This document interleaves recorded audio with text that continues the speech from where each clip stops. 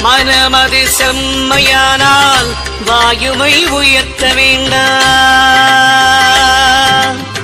மனமது செம்மையானால் வாசியை நிறுத்த வேண்டாம்.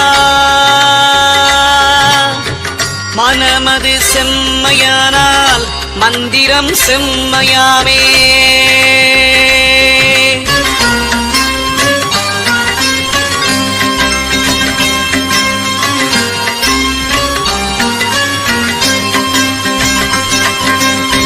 உண்ணும்போது உயிரெழுத்தை உயர வாங்கி உறங்குகின்ற போதெல்லாம் அதுவேயாகும்.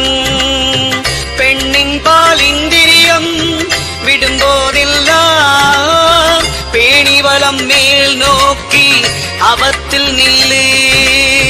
தின்னுங்கா இலை மருந்தும் அதுவேயாகும்.